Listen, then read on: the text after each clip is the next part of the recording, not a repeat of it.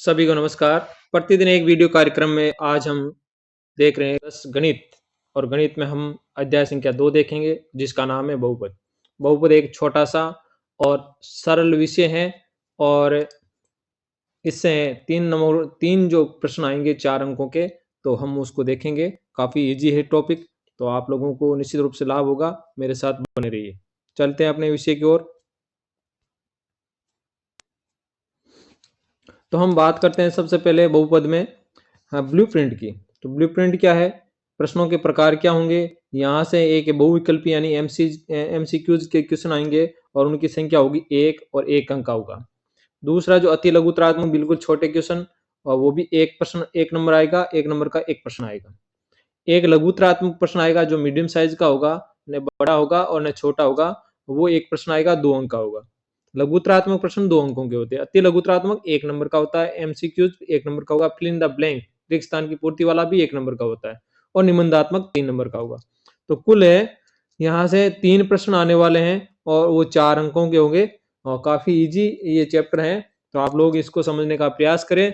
निश्चित रूप से आप में बहुपद की जो है अवधारणा को समझाने की जो है मैं कोशिश करूँगा कि आप समझ जाएँ और उस समझ के द्वारा है आप कोई सी भी क्वेश्चन या समस्या बहुपद की आए उसको आप सल कर सकेंगे। तो सबसे पहले हम छोटी सी बात पढ़ेंगे बहुपद क्या होता है क्या? बहुपद यानी बहुत सारे पद। बहुत सारे पद किसके? चर और अचरों के संयोजन से बने पद। उनके समूह को जब चर और अचर को संयोजन करके उनके जोड़ बाकी गुणा भाग से एक समूह बन जाता है उसको हम क्या कहते हैं? बहुपद कहते हैं। अब बहुपद के हम प्रकार देखेंगे तो बहुपद के बहुत सारे प्रकार होते हैं। तो यहाँ 3 प्रकार की जो हम बात करेंगे, पहला है रैखिक बहुपद, द्विघाती बहुपद, त्रिघाती बहुपद।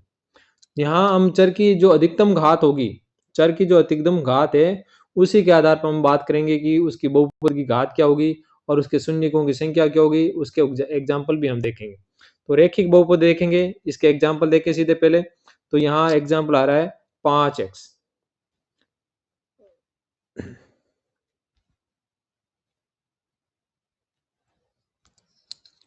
तो एग्जाम्पल देखें हम रैखिक बहुपद का 5x यानी चर की अधिकतम घात। चर अकेला है, घात कोई नहीं मतलब एक घात है। 7x प्लस 2, यहाँ भी चर की अधिकतम घात 1 है, चर x है। यहाँ 3y प्लस 7 चर y है परंतु घात 1 ही है। जब चर की घात अधिकतम घात 1 हो, जब चर की अधिकतम घात 1 हो तो उसको हम क्या कहेंगे? उसको हम रैखिक बहुपद कहेंगे। जब चर की अधिकतम घात 1 वो 1 है तो वही क्या होगी? बहुपद की घात होगी। चर की अधिकतम घात ही बहुपद की घात होती है और जो बहुपद की घात होती है वही क्या होती है? शून्यकों की संख्या। उतनी ही शून्यक होंगे यानी उतने ही हल होंगे, उतने ही उसके उत्तर होंगे, आंसर होंगे, उस चर के उतने ही मान होंगे। यहाँ बहुपद में जो चर के मान होते हैं उनको हम क्या कहेंगे? शून्यक कहते हैं। इस बात को आप ध्यान रखें। और जो रैखिक समीकरण आएगा अगली जो प्रश्नावली तीसरी, उसमें जो हम पढ़ेंगे वहां समीकरण के जो हल होंगे उसको जो मान होंगे उसको हम हल कहेंगे। ठीक है? तो यहाँ बहुपद के लिए जो आंसर होंगे चर के वो होंगे शून्यक और समीकरण के लिए जो आंसर होंगे उनको हम हल कहते हैं। तो यहाँ हम देखते हैं बहुपद जो रैखिक बहुपद होते हैं उसके शून्यकों की संख्या कितनी होती है? 1 होती है। परीक्षा उपयोगी यहाँ से 1 नंबर का क्वेश्चन बन जाएगा कि रैखिक समीकरण के शून्यकों की संख्या कितनी होगी, या कोई वो एग्जाम्पल दे देगा 7x प्लस 2 या 3y प्लस 7 के इसके शून्यकों की संख्या क्या है। तो यहाँ से आपको ये ध्यान रखना है एग्जाम्पल देखकर भी शून्यकों की संख्या पूछी जा सकती है, या बहुपद की घात पूछी जा सकती है, या चर की अधिकतम घात पूछी जा सकती है, या कोई ये सीधा ये बहुपद का नाम देकर द्विघाती, त्रिघाती या रैखिक बहुपद ये देकर भी पूछ सकते हैं इनकी बहुपद की घात क्या होगी या शून्यकों की संख्या क्या होगी। यहाँ से हम देखें द्विघाती बहुपद क्या होता है? जिसमें चर की अधिकतम घात कितनी हो? 2। चर की अधिकतम घात 2 हो वो क्या होता है? द्विघाती बहुपद होता है। तो द्विघाती बहुपद चर की अधिकतम घात 2 है तो जाहिर सी बात है शून्यकों की संख्या बहुपद की घात भी क्या होगी? 2 होगी और शून्यकों की संख्या भी कितनी होगी? 2 होगी। यहाँ से हम देखें वो example 4x square plus 3x plus 7। यहाँ एक्स चर में बहुपद है और अधिकतम घात 2 है इसलिए ये द्विघाती बहुपद है। यहाँ वाई स्क्वायर प्लस 3 दे रखा है, वाई जो चर वाई है घात 2 है इसलिए द्विघाती बहुपद है। यहाँ 6x स्क्वायर दे रखा है, केवल एक ही पद है और घात 2 है तो ये भी द्विघाती बहुपद होगा। यहाँ मायना ये नहीं रखता कि बहुपद में पदों की संख्या कितनी है। यहाँ बहुपद के जब प्रकार देखते हैं तो हम मायना ये रखता है कि बहुपद के चर की घात कितनी है, उसी के आधार पर हम देख रहेंगे कि वो रेखिक होगा, द्विघाती होगा या त्रिघाती होगा। त्रिघाती बहुपद की देखें, चर की अधिकतम घात 3 होती है, तो बहुपद की घात भी कितनी होगी, 3 ही होगी, और शून्यकों की संख्या भी कितनी होगी, 3 होगी। यहाँ एग्जाम्पल हम देख सकते हैं 4x की घात 3 plus 2x square plus 5x plus 1, ये एक त्रिघाती बहुपद है क्योंकि यहाँ चर की अधिकतम घात कितनी है, 3 है। इसी प्रकार नीचे y में देखे ये कि बहुपद का है 7y की घात 3 2y प्लस 3, यहाँ पद 3 है, y स्क्वायर वाला पद नहीं है, फिर भी हम कह सकते हैं कि ये त्रिघाती बहुपद है क्योंकि यहाँ एक त्रिघात वाला बहुपद एक पद विद्यमान है, इसलिए ये त्रिघाती बहुपद हो गया। तो जाहिर सी बात है यहाँ से जो प्रश्न आएंगे उनका सीधी सी बात है कि रेखिक बहुपद दे दे, नाम दे दे कि उसके शून्य की संख्या कितनी होगी, या द्विघाती बहुपद के शून्य की संख्या क्या होगी, त्रिघाती बहुपद के शून्य की संख्या क्या होगी, या एग्जाम्पल देकर पूछ ले कि इसे जो बहुपद है उसके शून्यकों की संख्या क्या होगी, तो चर की घात के आधार पर हम बता देंगे शून्यकों की संख्या क्या होगी।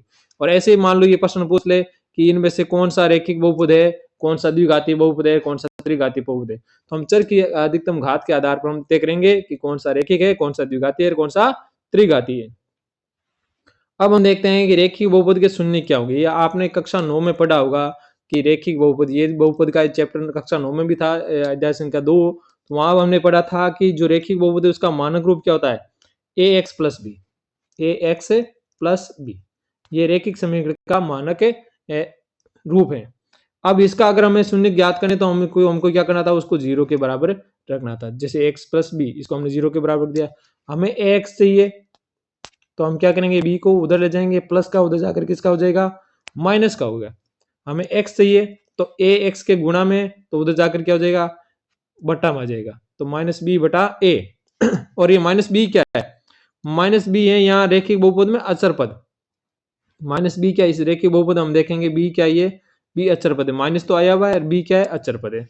और a क्या है, जो बटा में a है वो a क्या है, उसका गुणांक है।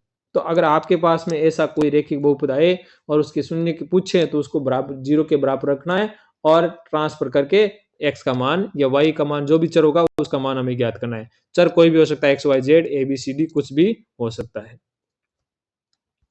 अब यहाँ आपके कुछ क्वेश्चन दे रखे हैं, जैसे निम्नलिखित में से कौन सा बहुपद द्विघाती बहुपद नहीं है, द्विघात वाला। तो यहाँ देखें x प्लस 7, चर की अधिकतम घात 1 ही है, तो ये द्विघाती बहुपद नहीं है। यहाँ हम देखें x की घात 2 है अधिकतम, तो ये द्विघाती बहुपद है। ये एक्स स्क्वायर प्लस 2, ये भी द्विघाती पद है। 5x स्क्वायर, ये भी द्विघाती पद है। तो कौन सा नहीं हुआ, ये आंसर हो गया इसका ए। अगला, एक रेखिक बहुपद के शून्यकों की संख्या कितनी होती है, रेखिक बहुपद के शून्य की संख्या कितनी होती है, हम जानते हैं रेखिक पद में चर की अधिकतम घात 1 होती है, तो शून्य की संख्या क्या होगी, 1, तो आंसर क्या हो गया, ए। अगला हम क्वेश्चन देखें कि बहुपद 4x की घात 3 plus 2x square plus 5x plus 3 के शून्यकों की संख्या क्या होगी। यहाँ हम देखो चर की अधिकतम घात कितनी है, चर की अधिकतम घात है 3, तो जाहिर सी बात है शून्यकों की संख्या भी कितनी होगी, 3 ही होगी। तो यहाँ आंसर क्या हो गया इसका, इसका आंसर हो गया 3, तो यहाँ ए आंसर हो गया। अगला हम क्वेश्चन देखें, अगला क्वेश्चन दे रखा है 2x प्लस 7 का शून्यक होगा। ये एक रेखिक बहुपद है, तो जब रेखिक बहुपद है तो चर की अधिकतम घात 1 है, तो इसलिए क्या यह रेखिक बहुपद हो गया। तो हम इसको सीधे क्या करेंगे, 0 के बराबर रख देंगे। 2x प्लस 7 बराबर 0, तो 2x बराबर ये माइनस का 7 उधर जाकर क्या हो गया, प्लस का। अब यहाँ x के गुणा में 2 है, तो उधर बट्टा में जाकर क्या हो जाएगा, 7 के बट्टा में चल जाएगा, तो इसका मान क्या गया, 7 बटा 2। इसी प्रकार आपको ये अगला प्रश्न है 2x प्लस 3 है का शून्य ज्ञात करना है, तो आपका ये अभ्यास हो जाएगा। आगे हम देखें कि ग्राफीय निरूपण से शून्यकों की संख्या कैसे ज्ञात करते हैं, ये भी काफी इंपॉर्टेंट है। और यहाँ इस जो चैप्टर में एक विश्लेषण का प्रश्न दिया हुआ है, बहुविकल्पीय विश्लेषणात्मक प्रश्न, तो एबीसीडी वाला प्रश्न है।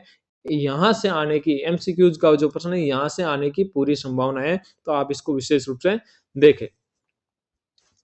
यदि बहुपद x का चर है, यदि कोई बहुपद x चर का है, तो ग्राफ द्वारा एक्स अक्ष को जितनी बार काटा जाता है उतनी संख्या में उस एक्स के क्या होंगे, शून्य होंगे। ध्यान रखिएगा, बहुत ही इंपॉर्टेंट बात है। यानी बहुपद किसका होना चाहिए, एक्स चर में। जैसे 4x² प्लस 3x प्लस 2, ये बहुपद किसका है, एक्स चर का है। इसी प्रकार हम कह देंगे 3y² प्लस 2y प्लस 7, ये किसका हो गया, y का। तो ये ध्यान रखना है, बहुपद किसका है, x का है, ये y का। अगर x का है तो x के जो x अक्ष है उसको वो कितनी बार काटता है, और y का बहुपद है तो वो y को कितनी बार काट रहा है, उतने ही शून्य होगा। अगर यहाँ हमें पूछे उल्टा कर दे, बहुपद x का पूछे और शून्य के, बहुपद x का दे दे और शून्य को y की पूछ ले तो शून्य y के पूछे तो आंसर 0 होने वाला है। यही ध्यान रखना आपको।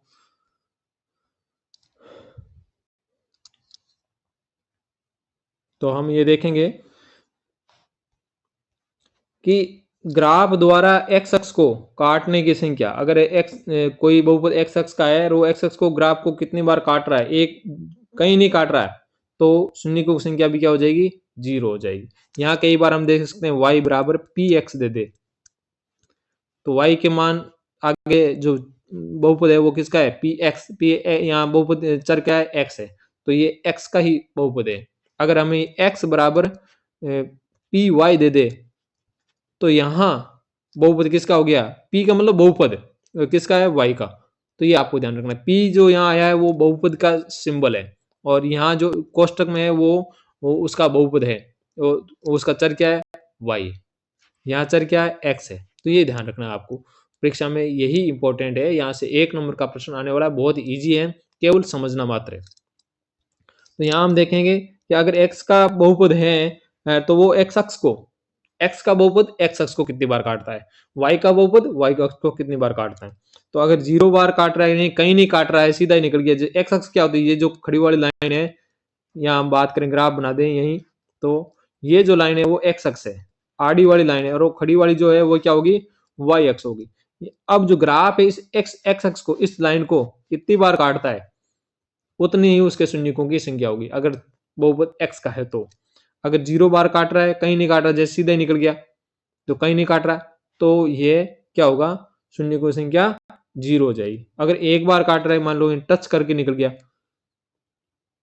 तो क्या हो गया, शून्य की संख्या 1 होगी। या सीधा 1 बार ऐसे तिरछी कट गया, तो वो भी शून्यकों की संख्या 1 होगी। 2 बार काटे तो 2 बार काटे उस स्थिति में क्या होगा, शून्य की संख्या कितनी होगी, 2 होगी। और 3 बार काटे तो शून्य की संख्या 3, 4 बार काट रहा है तो शून्य की संख्या 4 होगी। ये एक्स अक्ष के लिए।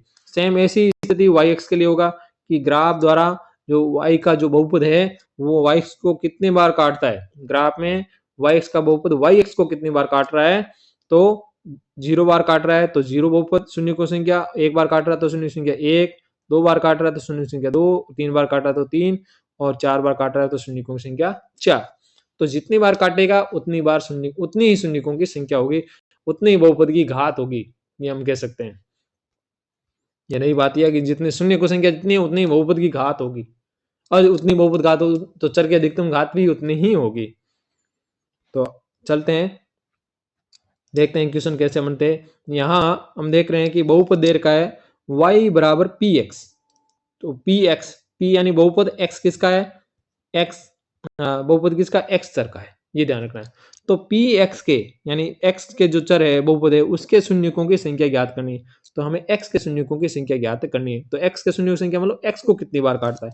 या इस ग्राफ में हम देखें, ये जो ग्राफ है वो लाइन बिल्कुल सीधी ऐसे जा रही है, ये y अक्ष को काट रही है परंतु x बार लाइन को वो टच भी नहीं कर रही है। इसका मतलब क्या हुआ, शून्य की संख्या क्या होगी, 0, क्योंकि बहुपद के ग्राफ ने, जो बहुपद का जो ग्राफ था, लाइन थी, उसने क्या किया, एक्स अक्ष को कहीं भी नहीं काटा, कहीं नहीं काटा, इसमें बहुपद की शून्य की संख्या 0। यहाँ देखें हम दूसरी स्थिति में, यहाँ ये जो ग्राफ है वो एक्स अक्ष को कहाँ काट रहा है, यहाँ काट रहा है, यहाँ एक जगह काट रहा है, तो एक जगह काट रहा है तो शून्य की संख्या कितनी होगी, 1 होगी। अगले प्रश्न में हम देखेंगे, तीसरा प्रश्न। यहाँ हम देखो ये ग्राफ है वो एक्स अक्ष को 2 जगह काट रहा है, एक इधर काट रहा है, एक इधर काट रहा है, ये 2 जगह काट रहा है, तो 2 जगह काटेगा तो x के शून्यकों की संख्या कितनी होगी, 2 हो जाएगी। 2 जगह काटा, शून्यकों की संख्या 2। यहाँ हम देखें एक और क्वेश्चन ले लें। यहाँ देखो x अक्ष को ये ग्राफ काट रहा है, एक जगह यहाँ, फिर एक यहाँ मूल बिंदु पर भी काट रहा है और एक यहाँ पर भी काट रहा है। यानी ये ग्राफ को 3 जगह काट कर निकला है, तो शून्यकों की संख्या कितनी हो जाएगी, 3। तो जितने शून्यकों की संख्या उतनी बहुपद की घात, उतनी भी चर की अधिकतम घात होती है। ये आपको ध्यान रखना है। अगला एक उदाहरण ऐसा ही आ रहा है। यहाँ x बराबर पी वाई दे रखा है, यानी किसके पूछे शून्य, पी वाई, यानी y के शून्य पूछे हैं, तो ग्राफ y को काटना चाहिए। यही बात मैं समझाने का प्रयास कर रहा हूं। अगर बहुपद y का है तो y को कितनी बार काट रहा है, बहुपद y x को कितनी बार काट रहा है, और बहुपद x का है तो x x को कितनी बार काट रहा है, उतने ही शून्यकों की संख्या होगी। तो यहां हम देखेंगे ये एक ग्राफ है, ग्राफ में इसको ये काटा हुआ है, ऐसे इस तरह काटा हुआ है। तो यहाँ हम देखें क्या ये y बहुपद y का है, क्या y x को काट रहा है, क्या y x तो ये रहा, इसको काट रहा है क्या, नहीं काट रहा है, तो बहुपद में शून्य संख्या क्या हो जाएगी, 0। ये आपको करना है। यहाँ पर आप आंसर बताएंगे कि यहाँ y x को कितनी बार काट रहा है, शून्य की संख्या क्या होगी। यहाँ आपको खाली जगह में आपको आंसर देना है। ये आप अपने कॉपी में खुद नोट करेंगे। ये एक तीसरा और हो गया, तो इसमें भी ये शून्यकों की संख्या क्या होगी, यहाँ आपको खाली जगह में लिखना है। तो इनको आप नोट करके खाली जगह में आप लिखिए। इन नोट्स को लिखेंगे तो भी आपके लिए बहुत ज़्यादा फायदेमंद होने वाला। तो लिखिए और याद कीजिए, लिखिए याद कीजिए, क्योंकि परीक्षा में है हमेशा वीडियो देखना इजी नहीं होगा। आपने अगर लिख लिए हैं और ये शॉर्ट नोट्स हैं, कोई बड़ी गतिविधियां नहीं है कि हम पूरी प्रश्नावली को ही ले रहे हैं। जो शॉर्ट नोट्स हैं आपके परीक्षा की दृष्टि से बहुत ज़्यादा महत्वपूर्ण है। तो आप इनको लिखते हुए आप लिखेंगे, याद करेंगे तो बहुत ज़्यादा इजी आपके लिए रहेगा। आप यहाँ जब हम प्रतिदिन एक वीडियो लेके आ रहे हैं तो आपके 14 अध्याय है, तो 14 दिन में आपका रिवीजन हो जाएगा। यानी 14 तारीख 15 तारीख तक आपके फुल एंड फाइनल गणित का पूरा रिवीजन हो जाएगा। उसके बाद हम चलेंगे, तो आप चाहोगे तो वापस से एक एक दिन और दे, तो अगले 14 दिनों में आपका वापस रिवीजन हो जाएगा, 2 बार रिवीजन हो जाएगा। और परीक्षा में आप एक बार और रिवीजन करेंगे, 3 बार हो जाएगा। तो इस तरह आप बहुत अच्छे अंक प्राप्त कर सकते हैं। अब हम बात करते हैं कि द्विघाती बहुपद के शून्य कैसे ज्ञात करते हैं। ये मेन क्वेश्चन है। इस चैप्टर की जो मेन अवधारणा यही है कि हम द्विघाती बहुपद के शून्य कैसे ज्ञात करें। तो ये एक छोटी सी अवधारणा है, जो छोटा सा प्रोसेस है वो मैंने यहाँ लिखा है कि द्विघाती बहुपद के शून्य हम कैसे ज्ञात करते हैं।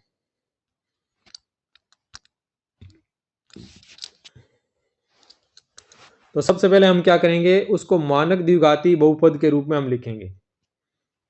मानक द्विघाती बहुपद क्या होता है, ax² + bx + c। तो ये भी आपको ध्यान रखना है कि मानक बहुपद क्या होता है, ax² + bx + c। अगर y में लिखें तो ay² + by + c। ये y का बहुपद हो गया, y चर में मानक बहुपद है।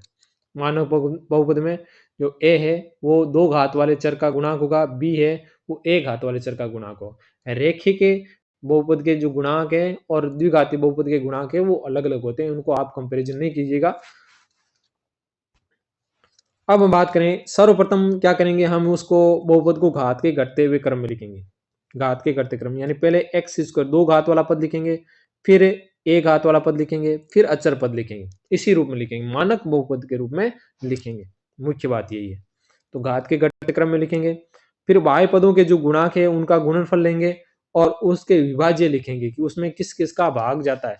तो हम उसको विभाज्यों को जोड़ों के रूप में भी हम लिखेंगे, तो भी हमारा काम आसान हो जाएगा, बहुत आसान होगा। और जोड़ा जो होगा वही मध्य पद के टुकड़े होंगे। फिर विभाज्यों के आधार पर क्या करेंगे, मध्य पद के टुकड़े करेंगे। हमने जो विभाज्य निकाले थे यहाँ ये वाले, तो वो वही विभाज्य तय करेंगे कि उस मध्य पद के टुकड़े क्या होंगे। और फिर मध्य पद के टुकड़े करके और 2-2 के युग्म बनाकर 4 पद हो जाएंगे, 2-2 के जोड़े बनाकर हम क्या करेंगे, उभयनिष्ठ लेकर शून्य के निकालेंगे। तो ये प्रोसेस है। तो हम एक एक प्रश्न लेकर चलते हैं, तो देखते हैं कैसे हम इसको सॉल्व करेंगे। कि यहाँ प्रश्न दे रहेगा 3x² + 7 + 10x के शून्य ज्ञात कीजिए। तो हमारा जो पहला काम क्या है कि हम घात का घटता क्रम में इस बहुपद को लिखेंगे, घात के घटते क्रम में लिखेंगे। तो घात का घटता क्रम क्या होगा, 3x² और प्लस, अब ये 10x बाद में दे रखा है, प्लस का है तो हम पहले लाएंगे, प्लस का 10x, प्लस का है तो प्लस का लिखेंगे, माइनस का है माइनस का, और सात अचर पद क्या है, माइनस प्लस का 7, तो ये हो गया, ये घात का घटक क्रम हो गया। पहले एक दो घात वाला पद, फिर एक घात वाला पद, फिर अचर पद, तो ये लिखना अनिवार्य है। फिर हम देखेंगे बाह्य पदों के जो गुणांक है उसका गुणा करेंगे। बाह्य पद क्या है, ये रहा, ये बाह्य पद, मध्य पद बीच वाला, पहला और तीसरा बाह्य पद, तो इसके गुणा क्या है, इसमें 3 है, इसमें क्या है 7 है, तो 3 और 7 को गुणा किया, कितना आया, 21 आ गया। अब इस 21 के हम क्या करेंगे, विभाज्य, हम देखेंगे 21 में किस किस का भाग जाता है, तो हम यहाँ देखेंगे 21 में किसका भाग जाता है, एक का भाग देखो 21 में जाता है, तो कितनी बार जाता है, सबसे पहले एक से शुरू करेंगे, प्लस माइनस होंगे वो दोनों, प्लस एक का भी भाग जाता है ना, माइनस एक का भी, तो एक का भाग जाएगा कितना बार, एक का भाग जाएगा 21 में 21 बार, और फिर दो का जाता नहीं है, तीन का देखो कितनी बार जाता है, तीन का जाएगा खुद, तीन का पाड़े में 21 कितनी बार आता है, 7 बार, तो ये 7 हो गया। चार का भाग 21 में जाता नहीं है, 5 का भाग जाता नहीं है, 6 का भाग जाता नहीं है, फिर 7 आ गया वापस, तो 7 का तो इधर आ गया, तो इसका मतलब ये प्रोसेस कंप्लीट हो चुकी है, इतना ही होगा। तो ये अब जोड़े बन गए, एक तो जोड़ा ये बन गया और ये जोड़ा ये बन गया, यानी 21 के ये 4 विभाज्य हो गए, 1, 3, 7 और 21, तो इनसे ही क्या होगा, जोड़ा। मैंने इस जोड़े के रूप में इसलिए लिखा है, या तो आप सीधे लिख सकते हैं plus minus 1 plus minus 3 plus minus 7 plus minus 21, ऐसे भी लिख सकते हैं, परंतु आप इस तरीके से लिखेंगे तो आपको ज्यादा इजी रहेगा, कि आपको जब लिखना है तो 21 के विभाज्य क्या होंगे, आप ऐसे लिखिए, आप ऐसे लिखेंगे कि एक का भाग कितनी बार जा रहा है, 21 बार, फिर दो का जाता नहीं है, फिर तीन का जाता है, तीन का जाता है 7 बार, फिर चार का नहीं जाता, 5 का नहीं जाता, 6 का नहीं जाता, फिर 7 का, तो 7 आ गया, तो ये इसके विभाज्य हो गए, जोड़े यही होंगे, 1 21 और 3 7, जो मध्य पद के टुकड़े होंगे यही होंगे, इन्हीं से होंगे, या इन्हीं को जोड़ो या इनको घटाओ, या दोनों माइनस के लेकर जोड़ो, दोनों प्लस के लेकर जोड़ो, या एक प्लस का एक माइनस का लेकर जोड़ो घटाओ, तो यहीं से इसके आंसर होने वाले। तो मध्य पद क्या था, मध्य पद था हमारा 10x, तो 10x के टुकड़े हम करेंगे, 10x प्लस का है, तो प्लस का है तो ये जोड़ों से कैसे आएगा, 3 और 7 से 10 कैसे आएगा, इनको जोड़ने पर, तो 3x प्लस 7x लिख दिया हमने। अगर मान लो कि 5x आ जाता तो हो सकता है कि, चलो यहां से ये तो होगा नहीं 5x का, कोई अन्य उदाहरण की बात करेंगे तो हम देखेंगे, तो यहाँ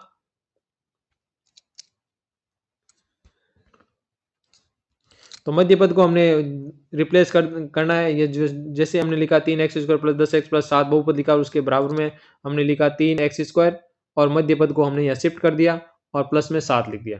अब हम क्या करेंगे, दो दो के जोड़े बना लिए, पहले दो के जोड़े और लास्ट दो वाले जोड़े, उनको कोष्टक में रख दिया। अब इनमें देखो क्या कॉमन आ रहा है, यहाँ 3x² प्लस 3x, तो 3 आ रहा है, x भी कॉमन आ रहा है, तो बच गया क्या, x प्लस 1। अब यहां से हमें क्या कॉमन लेना है, अगले वाले में हमें क्या कॉमन लेना है, कि जो पहले वाले में x प्लस 1 आए वैसा वैसा उसमें आए, तो उस हिसाब से हमें कॉमन लेना है। तो यहाँ दोनों ही प्लस के हैं, तो प्लस का 7 कॉमन लिया, तो यह क्या बच गया, x बच गया। और ये जो इंपॉर्टेंट वाला, ये जो इंपॉर्टेंट है कि यहाँ पहले वाले में प्लस आ रहा है, तो यहाँ पर भी प्लस आना चाहिए, और प्लस आने के लिए क्या करना चाहिए, सेम चिन्ह आना चाहिए, और माइनस लाने के लिए उल्टा करना है। तो यहाँ प्लस है तो दोनों ही पद प्लस है, तो प्लस एक्स प्लस 1 आ गया, तो इस चीज का यहाँ विशेष ध्यान रखना है आपको। तो x प्लस 1 दोनों में यहाँ कॉमन आ रही है, कोष्टक बाहर ले लेंगे, तो बच गया क्या, इधर से 3x और इधर से प्लस का 7, तो ये इसके एक गुणनखंड हो गए। अब इन गुणनखंडों को एक एक करके क्या करेंगे, 0 के बराबर रखेंगे, तो बहुपद के क्या जाएंगे, शून्य हो गया। हमने देखे ये रैखिक समीकरण आ गए, और एक एक समीकरण के शून्य के हमने कैसे ज्ञात किए, उसको 0 के बराबर रखे, तो x प्लस 1 बराबर 0, तो x का मान क्या हुआ, ये प्लस का एक उधर जाकर क्या हो गया, माइनस का, ये आंसर हो गया इसका, एक शून्य किया हो गया। दूसरा क्या था, 3x प्लस 7 है, तो उसको हमने 0 के बराबर कर दिया, तो क्या होगा, तो 7 प्लस का उधर जाकर माइनस का हो गया, और फिर 3 बटा में चल जाएगा, तो 7 x का मान क्या हो गया, -7/3। तो इस प्रकार ये शून्य हो गए। तो हमने क्या किया था, हमने जो प्रोसेस की थी वो क्या की थी, हमने पहली प्रोसेस की, जो हमने पहला काम किया था हमारा क्या था, कि घात के घटते क्रम में लिखना है, बहुपद को घात के घटते क्रम में हमें लिखना है, ये लिख दिया। फिर जो बाह्य पद थे उसके गुणांकों को हमने क्या किया, गुणा कर लिया, जो गुणा आया उसके हमने विभाज्य निकाल ली, और विभाज्य को हमने जोड़ों के रूप में रखा, और क्योंकि यही जोड़े काम में आने वाले मध्य पद के टुकड़े में, तो फिर मध्य पद लिखा और मध्य पद को इन विभाज्यों के आधार पर हमने क्या किया, इसके गुण 2 टुकड़े कर दिए और फिर हमने क्या किया, बहुपद लिखकर मध्य पद को शिफ्ट कर दिया। फिर पहले 2 के जोड़ा बना लिया, फिर अंतिम 2 का जोड़ा बना लिया, उनमें तो कॉमन लिया और तो जो बीच वाला है जो उसको बाहर निकाल लिया और बाकी जो बचा वो एक अन्य रेखिक बहुपद हो गया। इन दोनों रेखिक बहुपदों को हमने 0 के बराबर रख दिया तो चर का मान आ गया। यहाँ पर भी 0 के बराबर रखा तो यह चर का मान आ गया। तो इस प्रकार हमने जो द्विघाती बहुपद के शून्यकों की संख्या ज्ञात कर ली। तो ये प्रक्रिया आपको भी करनी है। आपके लिए ये 2 क्वेश्चन है, मैं छोड़ रहा हूँ कि आप इसका अभ्यास करें। निश्चित रूप से आप अभ्यास करेंगे तो आपको फायदा होगा। इसी प्रक्रिया को आपको दोहराना है, अपनी कॉपी में आंसर लिखना है। आगे हम देखते हैं कि अगला जो टॉपिक है वो क्या है। द्विघाती बहुपद के शून्यकों और गुणांकों में संबंध क्या है। शून्यक जो अभी हमने निकाले थे और गुणांक क्या थे, जो एक्स स्क्वायर के गुणा में था a, एक्स गुणा में था b और जो अचर पद था c, वो गुणांक है। यहाँ हम देखें एक द्विघाती बहुपद है ये रहा, उसमें देखो ये a क्या है, ये गुणांक है, ये b क्या है, ये भी गुणांक है और ये c क्या है, ये भी गुणांक है। और हमने जो शून्य ज्ञात की दो माना कि वो एक अल्फा और एक बीटा है। तो संबंध क्या होगा, शून्यकों का योग क्या होता है। अगर हमें सीधे समीकरण दे रखा है, बहुपद दे रखा है, तो अगर हमें सीधा शून्यकों का योग ज्ञात करना है, तो यानी अल्फा प्लस बीटा ज्ञात करना है, तो हम क्या लिखेंगे, माइनस बी बटा ए, यानी ये माइनस बी यानी एक्स माइनस एक्स का गुणांक बटा ए यानी एक्स स्क्वायर का गुणा। ये आपको ध्यान रखना है। ये एक सूत्र भी है, परीक्षा में प्रश्न आ भी सकता है, ऐसा भी आ सकता है। शून्यकों को गुणा यानी अल्फा गुणा बीटा क्या होगा, सी बटा अचर पद बटा एक्स स्क्वायर का गुणा। ये दोनों सूत्र आपको याद रखने हैं। ये परीक्षा की दृष्टि से काफी इंपॉर्टेंट है। यहां से 1 नंबर का प्रश्न बनता है। जो अति लघुत्तरात्मक प्रश्न था वो 1 नंबर का प्रश्न यहां से बन रहा है। इस बात का विशेष ध्यान रखेंगे। तो अब एक उदाहरण लेकर चलते हैं कि कैसे शून्यकों का योग और गुणा ज्ञात करेंगे।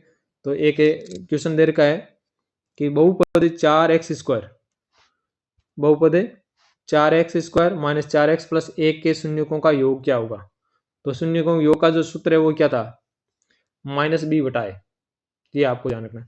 तो सबसे पहले हमने इसको बहुपद को घात के घटते क्रम में लिखा या मानक बहुपद a x square plus b x plus c से हम तुलना करेंगे।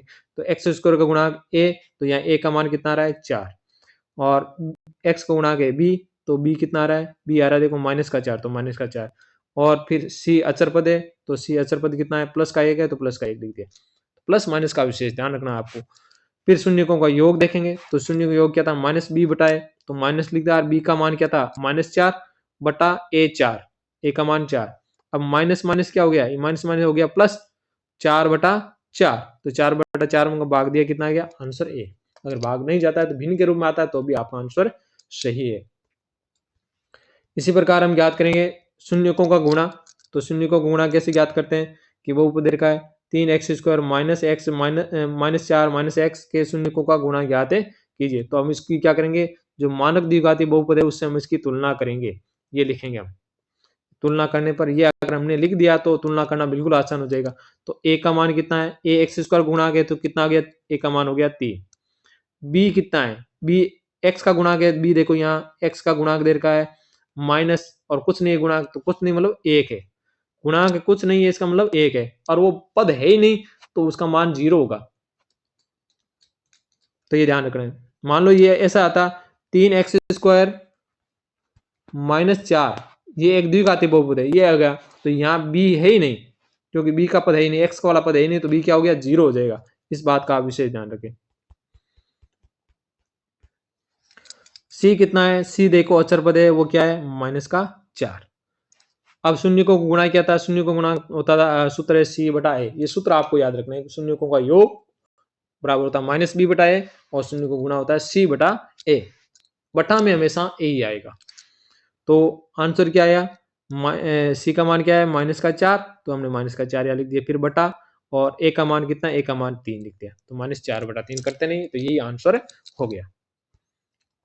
आपको ये 2 क्वेश्चन है होमवर्क के लिए हम दे रहे हैं, तो आप इनका है शून्यकों का योग ज्ञात कीजिए और शून्यकों का गुणा आप ज्ञात कीजिए। तो इससे आपका अभ्यास हो जाएगा और अवधारणा पर आपकी पकड़ भी मजबूत हो जाएगी। आप चाहते हैं कि और ज़्यादा प्रश्नों के अभ्यास करें, तो प्रश्नों के उत्तर आप कोई सी भी द्विघाती समीकरण लेकर उसके आंसर निकाल सकते हैं। यहाँ से एक प्रश्न परीक्षा में आने की पूरी संभावना है। जो दूसरा जो 1 नंबर का बनने की आने की जो संभावना अति लघुत्रात्मक प्रश्न है, वो एक यहाँ से हो सकता है कि शून्यक दे रखे होंगे, सॉरी, शून्यकों से द्विघाती बहुपद बनाना। यदि हमारे पास में शून्यकों का योग और शून्यकों का गुणा दिया हुआ है, तो उससे हम बहुपद ज्ञात कर सकते हैं, द्विघाती बहुपद।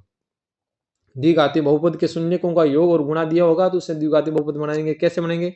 हम लिखेंगे एक्स स्क्वायर माइनस, यहाँ माइनस आएगा, ये ध्यान रखना है, शून्यकों का योग गुणा एक्स, एक्स का बहुपद है तो एक्स, और प्लस शून्यकों का गुणा, ये ध्यान रखना है।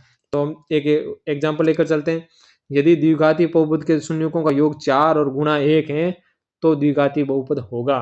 तो हमारा द्विघाती बहुपद क्या होगा? एक्स स्क्वायर, फिर हम क्या लिखेंगे? माइनस लिखेंगे शून्यकों का योग, अल्फा प्लस बीटा ऐसा भी लिख सकते हैं, या शून्यकों का योग ऐसा भी लिख सकते हैं, और साथ में क्या होगा? एक्स, या एक्स में है तो यहाँ एक्स होगा, प्लस अल्फा बीटा यानी शून्यकों का गुणा। तो यहाँ देखिए एक्स स्क्वायर माइनस शून्य का योग कितना था? 4, तो 4 एक्स हो गया, और प्लस 1 जो शून्य को गुणा कितना था? 1। तो सीधा ये मान रखना है, आंसर आ जाएगा। अब यहाँ देखिए एक दूसरा और क्वेश्चन आपको करवाते हैं। द्विघाती बहुपद के शून्य को योग और गुणा क्रम से दे रखा है। तो जो पहले योग आया है तो पहला वाला योग का है, दूसरा गुणा का है। ठीक है, योग पहले आया तो योग वाला पहला होगा, गुणा वाला पहले है तो गुणा वाला है। उल्टा लिख दे तो भी आपको ध्यान रखना, उल्टे में समझ रखनी चाहिए। गुणा अगर पहले लिखा हुआ तो गुणा वाला पहले होगा, और योग वाला पहले लिखा तो योग वाला पहले। तो बहुपद क्या होगा? तो द्विघाती बहुपद क्या होगा? एक्स स्क्वायर माइनस शून्यकों का योग गुणा एक्स प्लस शून्यकों का गुणा। तो यहाँ हम देखेंगे मान रख दिया एक्स स्क्वायर माइनस ये शून्यकों का योग कितना था? ये खुद ही माइनस का था, तो हमने माइनस को कोष्टक में रखा, और एक्स और प्लस और शून्य को गुणा 1/4, तो 1/4। तो ये इसको हम सरल करेंगे तो यहाँ देखो ये प्लस आएगा, माइनस माइनस ये प्लस, ये थोड़ा इसको आप सुधार करेंगे, यहाँ आपका प्लस आएगा, माइनस माइनस प्लस हो गया। तो 1/4 एक्स और प्लस 1/4। अब यहाँ बटा में दोनों में ही 4 आ रहा है, तो हम क्या करेंगे? इस पूरे बहुपद को 4 से गुणा कर लेंगे। तो 4x स्क्वायर प्लस यहाँ प्लस का आएगा, और x और प्लस 1, क्योंकि इसको 4 से गुणा किया तो 4x स्क्वायर, इसको 4 से गुणा करेंगे 4 से 4 कट जाएगा तो x बच गया, और इसको 4 से गुणा करेंगे 4 4 कट गया, 1 बच गया। तो ये आंसर अपना हो गया। तो इस चीज को आप ध्यान रखें।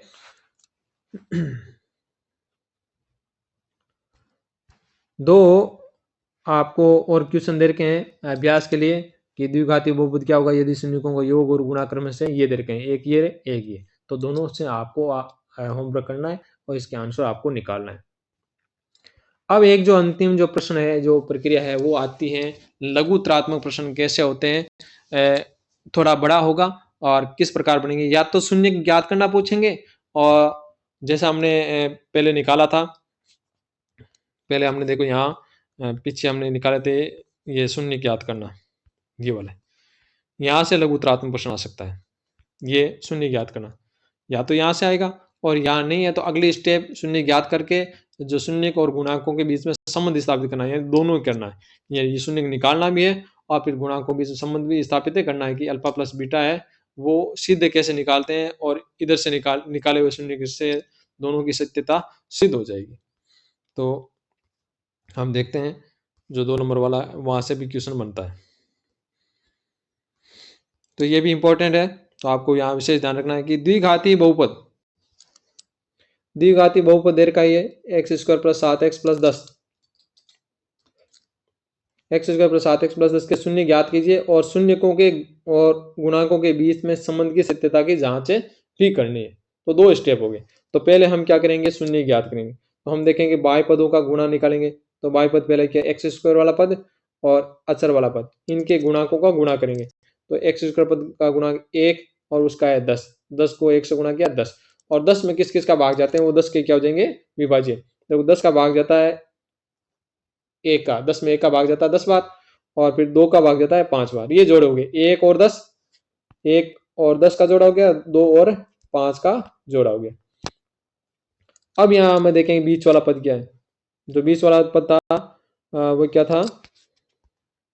प्लस का 7x, बीच वाला पद क्या है, प्लस का 7 है, 7x लिखेंगे हमने, तो 7x को हम क्या लिखेंगे, तो हमारी जो दो जोड़े हुए इन दोनों जोड़ों से हमने इसके वैल्यू निकाली, तो 2 और 5 से क्या हो जाएगा, मध्य पद बन जाएगा 7x।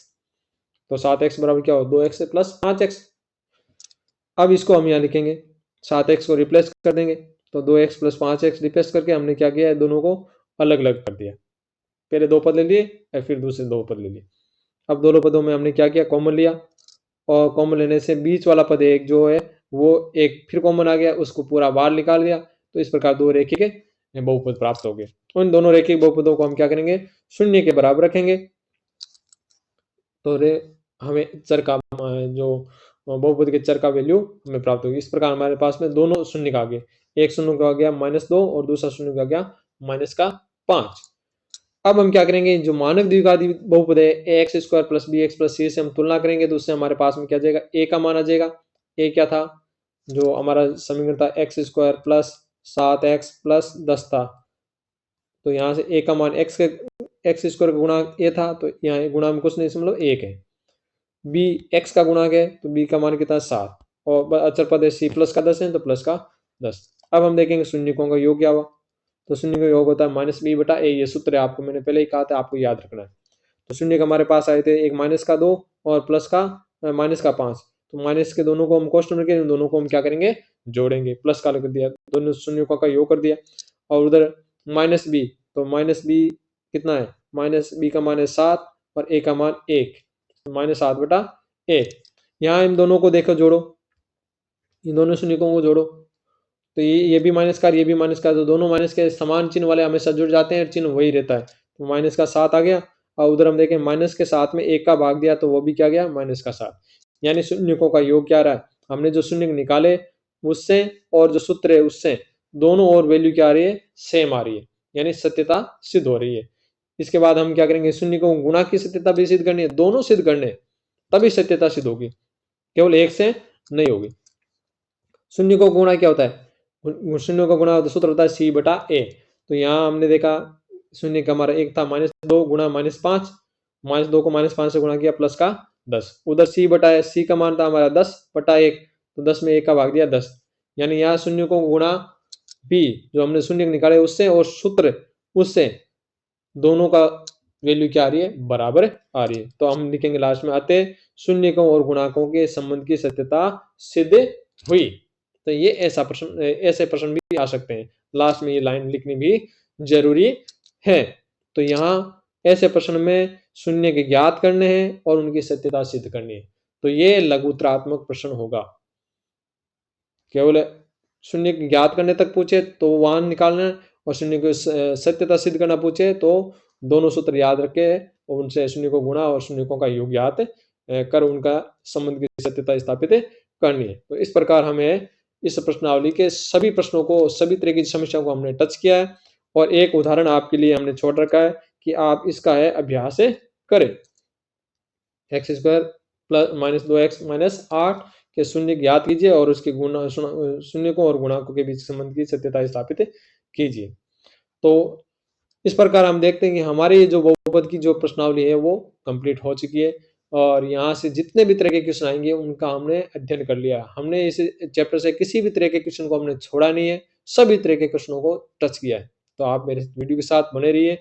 अगला जब वीडियो आएगा तो उससे पहले आप इस वीडियो को आप देखें, समझें, और रैखिक समीकरण वाला आएगा वो भी लगभग ऐसा ही होगा, उसमें इसमें ज़्यादा फर्क नहीं है। उसमें भी हल ज्ञात करने हैं तो वो शून्य ज्ञात करने वाला ही तरीका होगा। तो आपको विशेष ध्यान देना है, यहाँ इसको समझ लेंगे तो रैखिक समीकरण वाले भी क्या होगा, बड़ा ईजी हो जाएगा। तो आशा करूँगा कि आप मेरे वीडियो को देखते रहेंगे, उनको लाइक करें, सब्सक्राइब करें, और आप अधिक से अधिक अंक प्राप्त करें, यही मेरी आशा है। धन्यवाद।